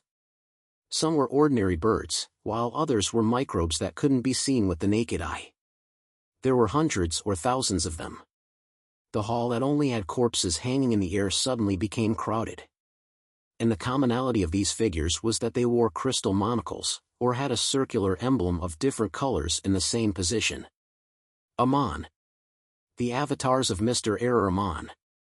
It was unknown if they had used the primordial demoness or the hidden sage's attacks to open a back door and use a loophole to secretly arrive near the target. Looking at Klein, who had just put on the translucent mask and was beginning to accommodate the fool's uniqueness, these Amons revealed a smile at the same time. They opened their mouths and said words that ordinary people wouldn't be capable of understanding. These words intertwined and formed terrifying and crazy ravings. You overlooked the primordial demoness. For her, Medici, who has only recovered to Sequence 1, is no threat at all. Her greatest wish right now is to immediately produce a Lord of the Mysteries and open the seal of the Western continent, allowing her to have a chance of finding the City of Calamity. It's obvious that, compared to you, I'm the better choice. You're too weak. Heh. Are you still waiting for the Mother Tree of Desire or the Mother Goddess of Depravity to provide you with help? It's useless. I placed the first blasphemy slate into the fog sea and placed it near the abyss's entrance, not far from that primitive island. Also, the enhanced seal brought about by the corresponding authority of doors and half of the Lord of the Astral World's control towards the world barrier prevents any outer deity from being able to have their powers penetrate inside for a short period. And without the influence of the outer deities, the dark side of the universe and the chained god currently do not wish to interfere in the battle of gods. They would rather seize this opportunity to escape their restraints.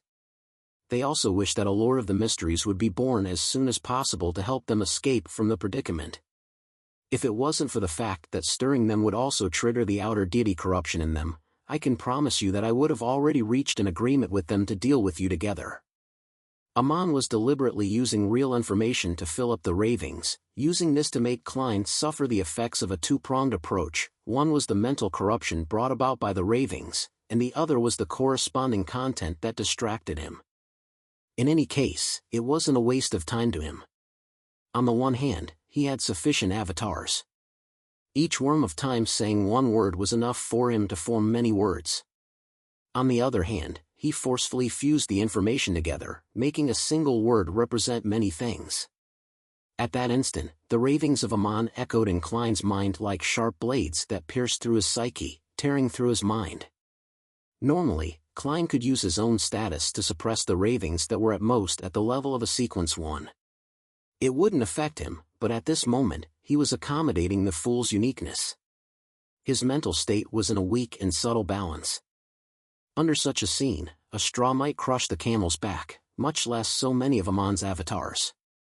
Furthermore, while Klein felt a sharp pain in his psyche and his self-awareness was in a mess, the sleeping mental imprint of Antigonus and the will of the celestial worthy of heaven and earth for blessings showed signs of awakening. In a sense, eternal slumber was an extreme seal. The Amons, who had accommodated Dor's uniqueness, could undoubtedly be able to weaken the seal or even make it lose its effectiveness. Also, the translucent mask that Klein had just worn on his face, the fool's uniqueness, obtained an even stronger remnant will from the celestial worthy of heaven and earth for blessings. It was also gradually breaking free from the influence of eternal slumber, and it had a certain resonance effect with the same being in Klein's body. Without using any beyonder powers, the Amons, who had simply created a few ravings, had thrown Klein into a state of imbalance, and he was on the brink of losing control. Furthermore, all of this seemed irreversible unless there was more river water from the river of eternal darkness that allowed Antigonus's mental imprint and the even more powerful will of the celestial worthy of heaven and earth for blessings to continue sleeping. But at this moment, even if there was still the river water of the river of eternal darkness, the Evernight goddess wasn't able to divert her attention. This was because she was trying her best to suppress the dual pathway true god, Amon. From this point of view, the Amons were deliberately sacrificing their true body to stall the Evernight goddess, to create an opportunity for the avatars to destroy Klein's ritual. This was a little risky, but the result looked pretty good. At that moment, Klein's pocket lit up. The light was a pale golden color like sticky syrup. It instantly enveloped the surrounding area. Illuminated by this light included Klein and his avatar, as well as the book that was suddenly thrown over by the distant marionette. 0-02, Trunso's brass book. The sealed artifact extended its body in midair. As it bathed in the pale golden light, a rule suddenly appeared on the blank page. It was completely different from the repeated laws from before. Speaking is prohibited here. Amon's avatars kept opening and closing their mouths, but they could no longer make a sound. A line appeared under the previous rule an instant later, attacking each other is prohibited here. Pa! The Trunso's brass book fell to the ground and spread open by Klein's feet. Under the illumination of the magic wishing lamp, it actually managed to break free from the repeated cycle from before, and it set up rules that were beneficial to Klein. With just a glance, the Amons made different responses. A portion of them adjusted their monocles, and together, they raised their right hands and gently clenched it, using the corresponding authority to strengthen the seal. On the Trunso's brass book, a line of text before those rules gradually formed: all the following rules are ineffective. Another portion of Amons locked onto Klein, who was on the boundary of losing control. Not being able to attack him didn't mean that stealing and gifting were prohibited. Chapter 1378, Change of Plans. On the different Amons' faces, the monocles in different forms emitted pure light. This was something they had stolen from the depths of the ruins of the Battle of Gods. It came from the ancient sun god's eternal daytime effect there. It could purify filthy and evil objects, and awaken sleeping creatures. They gifted this to Klein. This, combined with the ability to control the strength of seals obtained from the apprentice domain's authority, was enough to break the state of eternal slumber. In that instant, the mental imprint of Antigonus and the will of the celestial worthy of heaven and earth for blessings in Klein's body awakened. The madness, the vastness, cruelty, bloodthirstiness, and coldness were like an invisible storm that wreaked havoc in Klein's mind.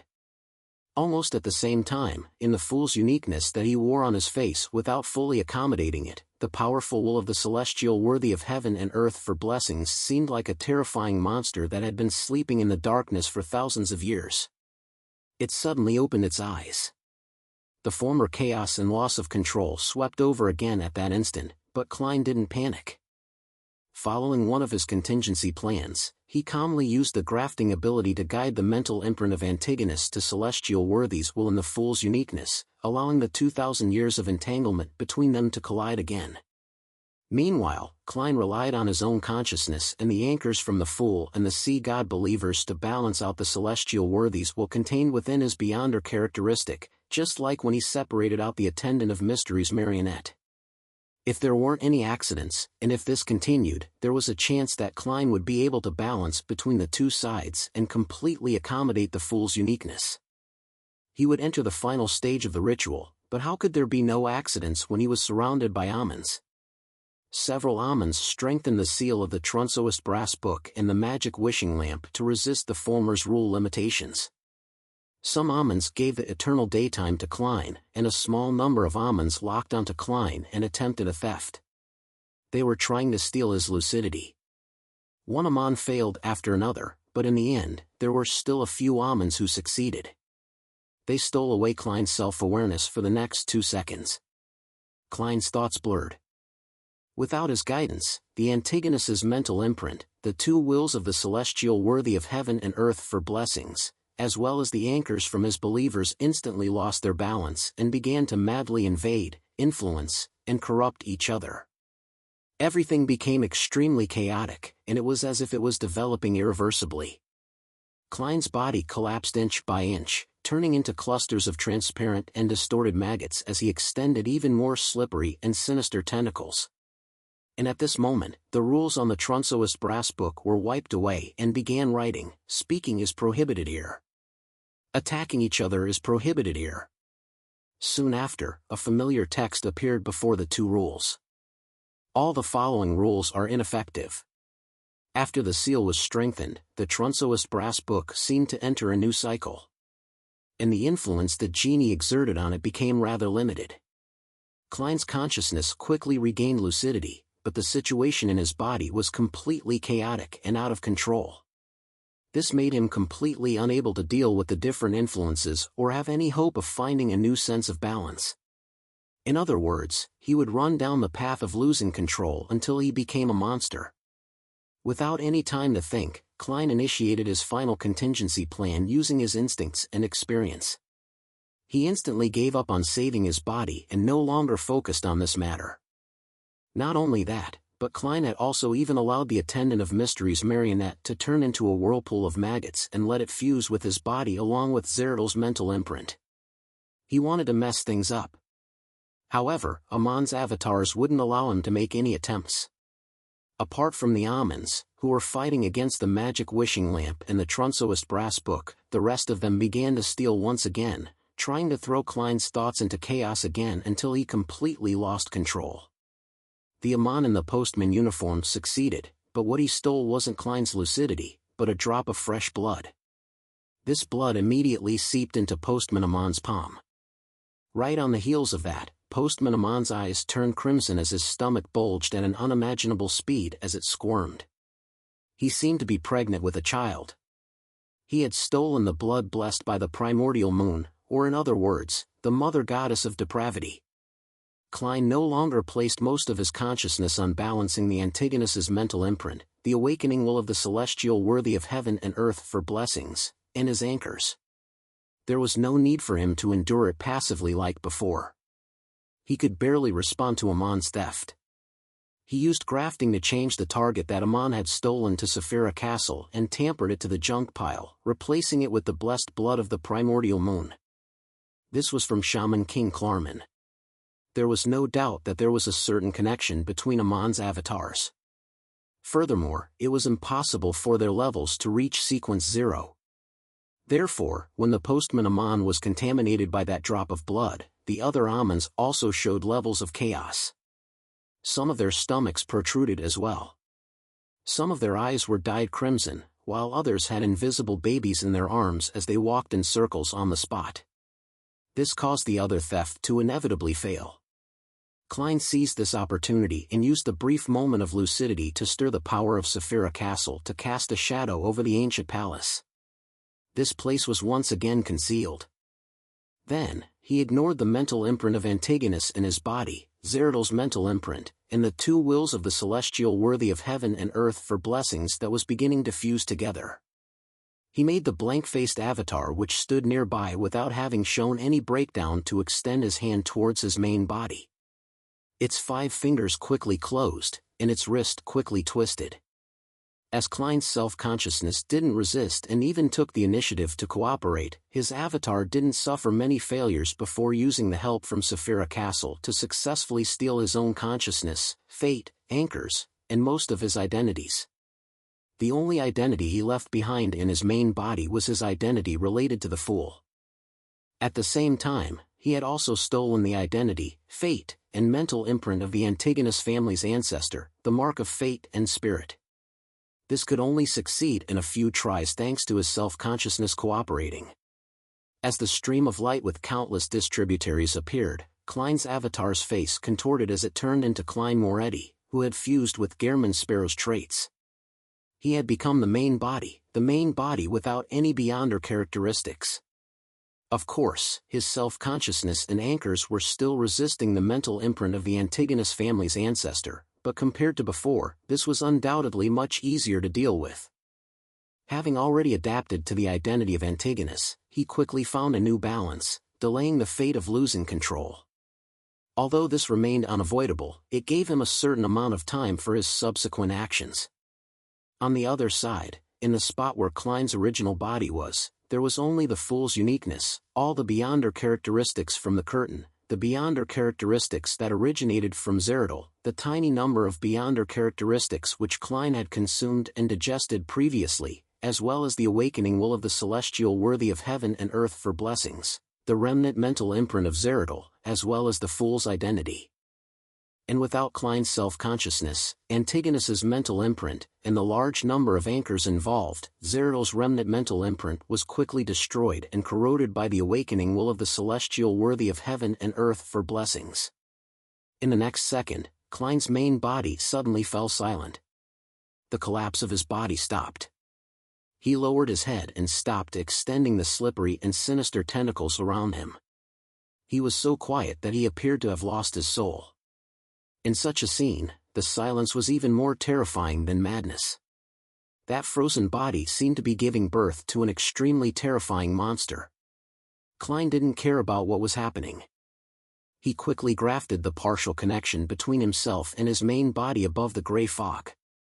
Then, he shifted his target and locked onto Antigonus, who was on the huge stone chair. Without receiving Amon's help, the former half-fool failed to escape from his state of eternal slumber. Klein once again reached out his right hand, stealing the remaining sequence 9 and 1 beyonder characteristics of the other party. Although he was currently using the identity and fate of Antigonus, it was still difficult for him to complete the theft. Failure was inevitable. At that moment, outside the realm of mysteries created by Saphira Castle, Amon regained his consciousness from the initial chaos. They raised their hands and adjusted their monocles, causing the redness in their eyes to vanish. Others looked down at their stomachs and reached out to stroke them. A second later, the bulging stomachs split open, and baby after baby with faint crimson colors appeared. These infants didn't cry, nor were they deformed. All of them took out crystal monocles from the void in smooth succession and wore them to their right eye. The number of almonds increased.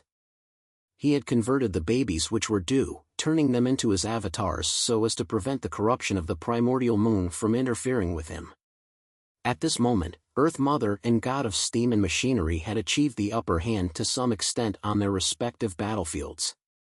They could finally make use of this small advantage to interfere with the situation inside the palace. Instantly, a portion of almonds turned into plants as they bloomed or bore fruit, returning to the land. A portion of almonds became knowledge, information, and words, as they ended up imprinted into an illusory book. However, there were still some almonds who had used blink, relied on loopholes, or from using the deception of the rules to successfully avoid the influence of the two true deities. As they continued to strengthen the seal of the magic wishing lamp and the Trunsois brass book, they opened a door in Klein's realm of mysteries. At the same time, the angels also noticed the changes in the astral world. but their gazes were unable to penetrate the Earth Mother's natural barrier and the God of Steam and Machinery's civilization picture. They couldn't see the interior at all. This also meant that, even if they wanted to exert influence, there was nothing they could do. Inside the realm of mysteries created by Saphira Castle, Klein finally succeeded in stealing the Beyonder characteristics of Antigonus from Sequence 9 to Sequence 1, ones that had been digested.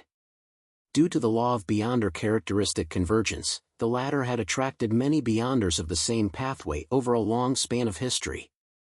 While turning them into marionettes, he had also absorbed their Beyonder characteristics. Therefore, at that moment, there was still a large number of seer pathway Beyonder characteristics left in Antigonus's body, including a miracle invoker Beyonder characteristic.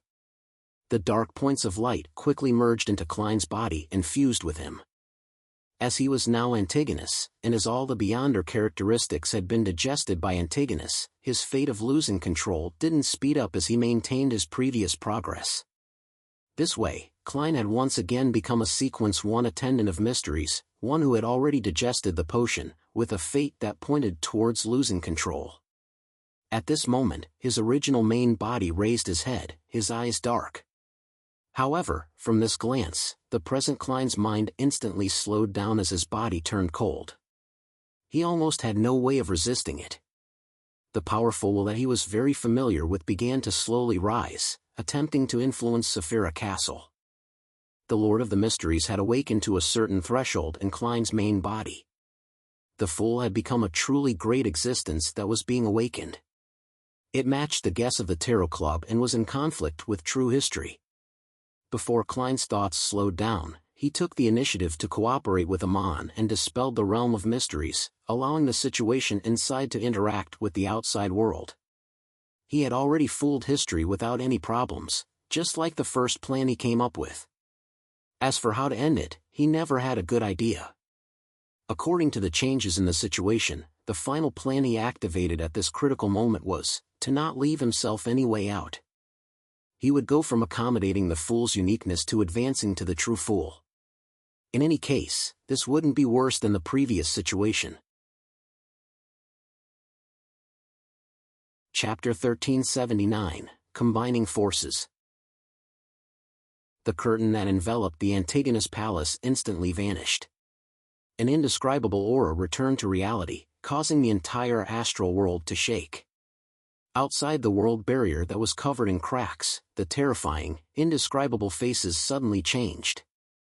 The invisible barrier began to tremble violently as if it would collapse at any moment. Every continent on the planet within experienced an earthquake. It wasn't a serious one, just rather obvious. Above the 5 seas, waves surged, as if they had encountered a sudden tidal force. Amid the noon sky, the crimson moon suddenly appeared.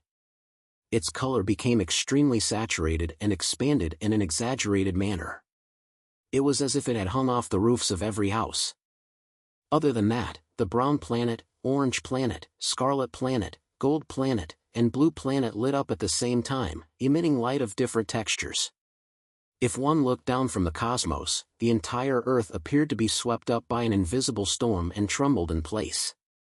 This was a slight change brought about by the outer deity's attempt to break the barrier. The aura that floated inside the ancient palace in the astral world had made them collectively recall that terrifying existence. Agitated by this, either a result of rage or madness, all of them tried to stop his revival. Compared to them, who were blocked outside the real world, the first to react was the magic wishing lamp in the pocket of Klein's main body.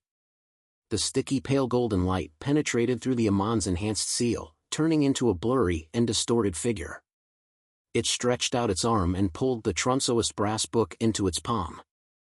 The rules that were written previously had all disappeared, and a new article immediately formed: Resurrection of the deceased is prohibited here.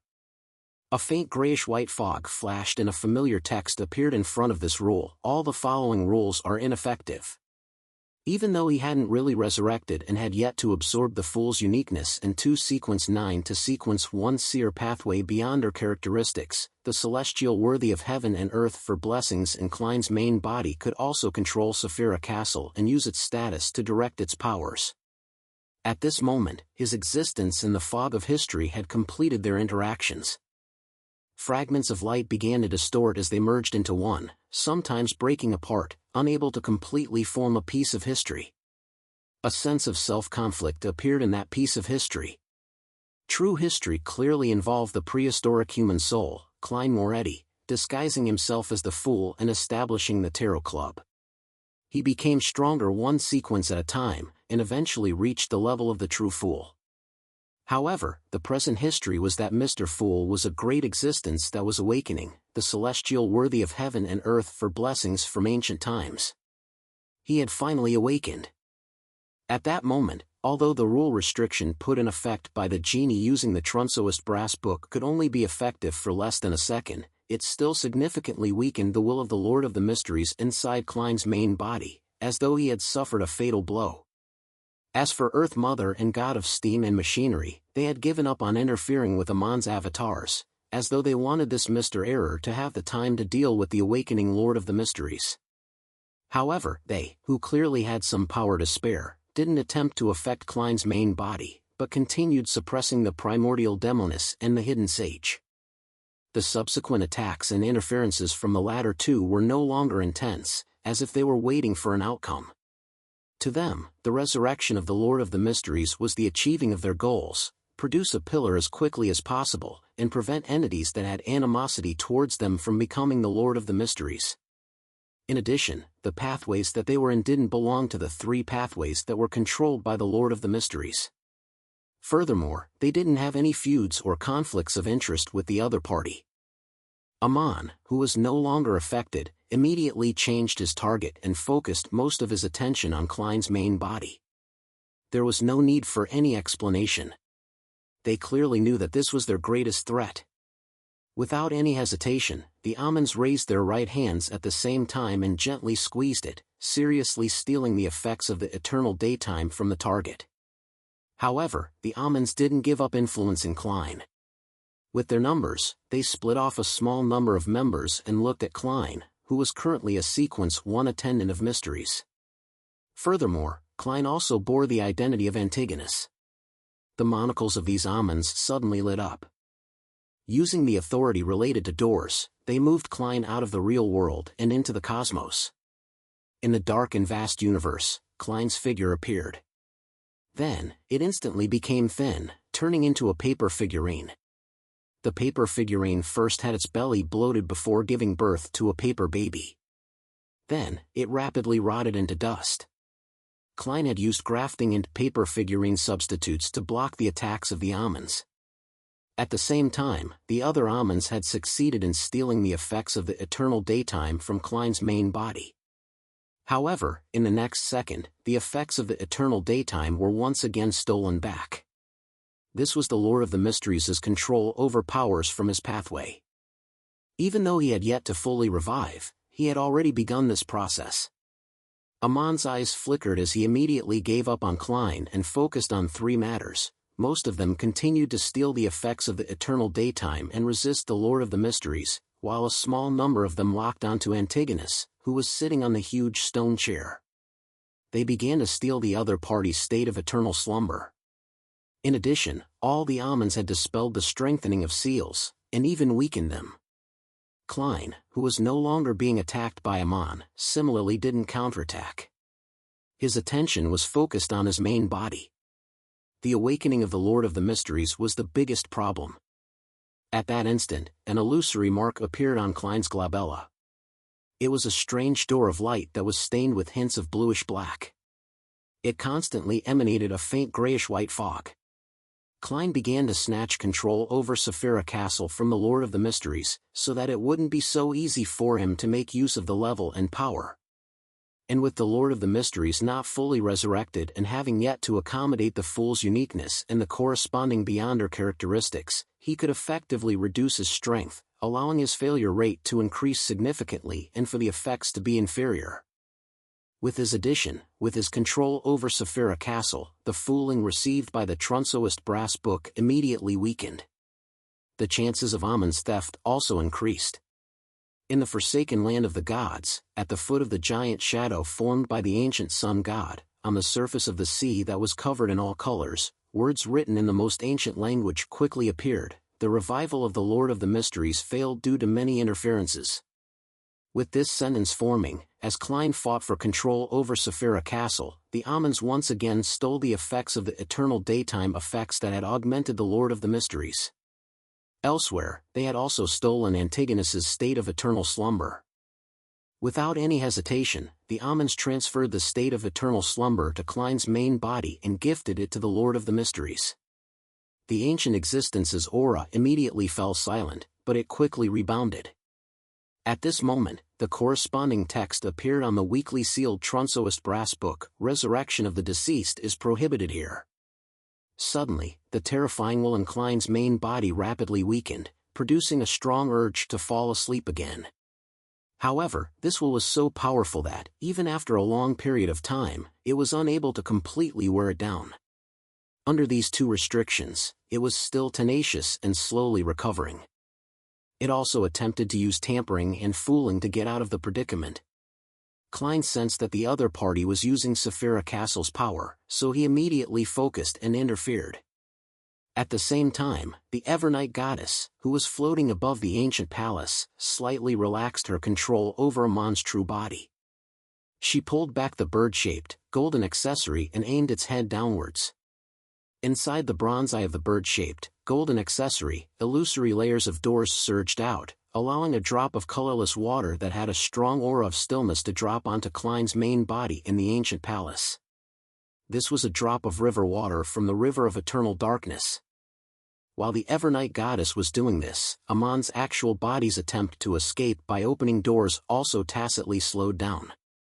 The drop of water plummeted at an extremely fast speed. The natural barrier formed by Earth Mother and the portrait formed by the god of steam and machinery simultaneously pulled back to give way for it. With a smack, the river water of the river of eternal darkness accurately dripped onto Klein's head and silently entered. The aura of the Lord of the Mysteries, which was slowly growing, immediately receded. It stopped its fluctuation and fell into a state of eternal slumber. However, this condition wasn't very stable, as if it could be broken at any moment. At this moment, the Evernight goddess's empty hand pulled out a gigantic sword from the void. The sword's surface was covered with orange-red light as it exuded the dawn of twilight, the aura of decay. This was the symbol of the Twilight Giant. The Evernight goddess's arm that was covered with short black fur extended, striking down with the exaggerated sword. She had always kept some energy as though prepared to deliver this moment. In the strange sound of the void shattering and decaying, the sword that was covered with the light of twilight slashed through the dome of the Antigonus Palace, causing the hanging corpses to drop to the ground. Right on the heels of that, it struck Klein's main body, which had yet to escape the state of eternal slumber. The portion of the awakening of the Lord of the Mysteries rapidly vanished, and the body began to wane uncontrollably. It broke down along with the Fool's uniqueness and the two sets of sequence 9 to 1 beyond her characteristics in his body. They also collapsed and gathered together. Upon seeing this, Klein followed his plan without any thought. He used Saphira Castle to pull down a quarter of the fog of history and enveloped it. Amidst the grayish-white fog, the Fool's uniqueness and the beyond her characteristics fully converged. They frantically absorbed the fog of history around them, turning into a shapeless and dark liquid.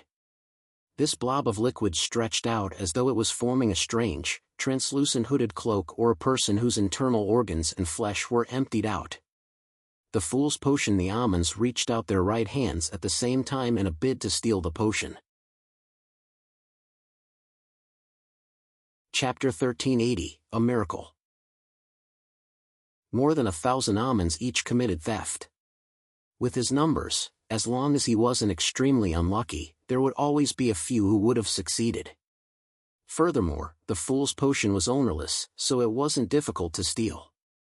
While carrying out the theft, Aman removed a particular seal on his body, allowing the apprentice and marauder beyond her characteristics to release their powers of convergence. This was rather effective towards the Fool's potion, allowing Aman to increase his success rate to the greatest extent. However, all the Amans ultimately failed. This was because a new rule had appeared on the Trunsoist brass book: acts of theft are prohibited here. In order to deal with the awakening Lord of the Mysteries, Amon had weakened all the seals here and helped the Trunsoist brass book escape the fooling. It could now have a limited number of effective rules for a brief moment amidst its repeated cycles, but now, this had adversely affected them. Seizing this opportunity, the illusory brand between Klein's brows became more obvious. A faint grayish-white fog gathered around him, forming a thin cocoon. He activated Saphira Castle with all his might. Together with his attendant of mysteries beyond her characteristic, he created an extremely powerful convergence effect on the Fool's Potion. The black liquid that didn't have a fixed form seemed to be a starving beast that saw food. It immediately pounced onto Klein. It kept extending and changing like a translucent skin, wrapping Klein inside. Klein's face appeared underneath this liquid. His facial features were sometimes distinct, sometimes blurred, sometimes distorted, and sometimes blank. In the forsaken land of the gods, under the giant shadow formed by the ancient sun god, words in the most ancient of languages rapidly took form on the illusory surface of the sea that contained all possible colors. Antigonus's efforts at advancing to the Fool ultimately failed due to various reasons. The reason why this existence that once dominated the entire planet didn't use Klein Moretti's name was that he was now carrying the identity and fate of Antigonus. If the subject in the sentence had been the former name, then Klein could completely ignore it. What had Klein Moretti's failed advancement got to do with Antigonus becoming the Fool? But when the subject became Antigonus, it was like a prophecy, as if it was an arrangement that had the outcome already be decided. Such a sentence could make the situation turn very grim. If Klein didn't give up on Antigonus's identity and fate, he would be restricted by those words. If he gave up Antigonus's identity and fate, then the sequence 9 and 1 beyond or characteristic in his body would no longer belong to him in the true sense of the word. He had never digested them before, they were beyond or characteristics that Antigonus once controlled. At present, it had nothing to do with Klein Moretti. All he did was forcefully devour them.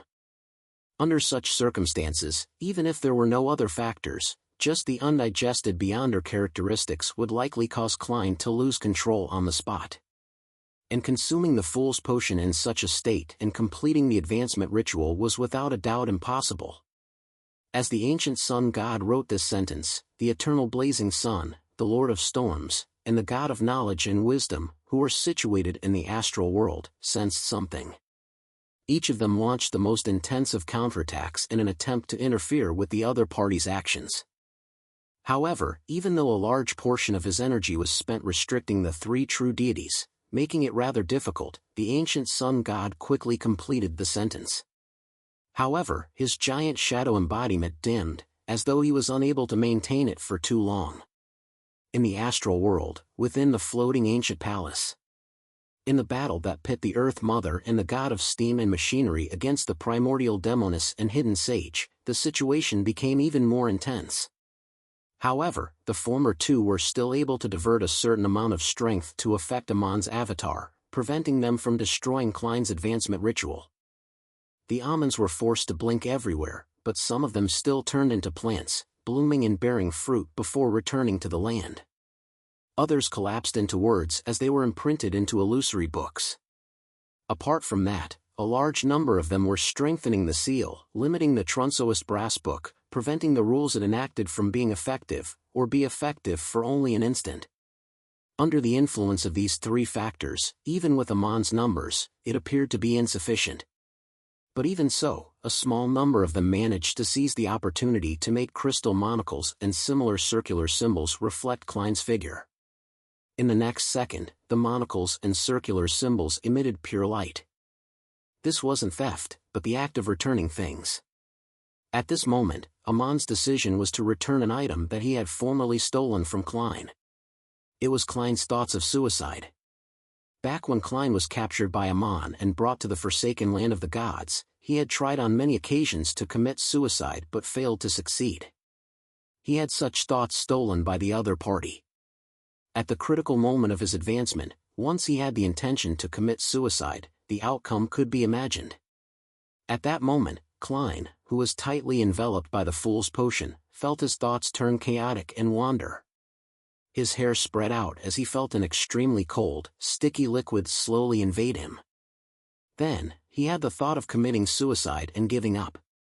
This was a change that Klein had never expected. He had long forgotten how Amon had stolen his thoughts of committing suicide. Furthermore, he didn't expect that not only was the other party unwilling to abandon these thoughts, he had even kept them carefully. If it were any time in the past, this thought might have been strong, but Klein could still use his self-control to resist it forcefully, suppressing it until it dissipated on its own. It would be akin to dealing with nasty thoughts. But now, he was in the midst of an advancement ritual. He was being influenced by the potion, and his mind had lost its stability. He was unable to effectively suppress the thought of committing suicide. The Amons always had various strange but rather effective methods. Fortunately, Klein wasn't only Klein, but also Antigonus. What relation did Klein Moretti's thoughts of committing suicide have to do with Antigonus? With this level of knowledge from this additional identity, Klein didn't immediately give up and end his life. He pulled the Antigonus mental imprint in his body and mixed it with the idea of suicide, barely suppressing it. Under such a balance, Klein's mind and body were further corroded by the Fool's Potion. His thoughts were the same as when he advanced to Attendant of Mysteries, completely dispersed.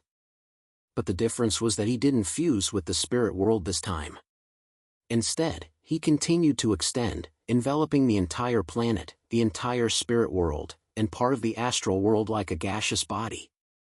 At that moment, Klein felt that he was in the bodies of different believers, in every human's body, in every animal's body, in every living thing. Everything had godhood in them. At the same time, he was still scattered within the fog of history, scattered through fleeting time, and scattered inside the silent flow of a river of light with multiple distributaries. One was also infinity. At the level of godhood, an experience like this made Klein's thoughts wear away even further, as though all that was left was a coldness that looked down on everything. Even this coldness was dissipating slowly. It wouldn't be long before Klein completely lost himself and was led by the various mental seals in the Fool's Potion, becoming a true monster. This coincided with Antigonus's crazy fate, allowing the latter to accelerate. At this moment, he felt something off. It was unharmonious, unnatural, and abnormal. In the fog of history, there were a small number of light fragments twisting and distorting, unable to take form. It was as if there was a fundamental conflict between them. They gradually separated, breaking out into different branches to record the different content, allowing the twisting to achieve the initial state of recovering. Being imbued into everything, Klein's mind was thrown out due to this tiny disharmonious abnormality. He found some aspect of self-awareness again. With this self-awareness as the core, he quickly gathered his scattered mind and guided the fusion process between the Fool's Potion and his body. But at this moment, the fate of Antigonus losing control thanks to the ancient sun god's prophecy erupted early. Klein's body collapsed once again, unable to withstand the Fool's Potion.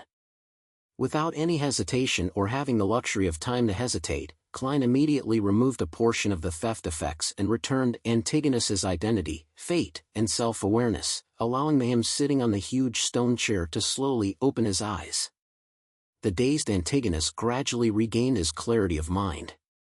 He didn't immediately lose control, because the main reason he lost control was that the Lord of the Mysteries as well had awakened to a large extent.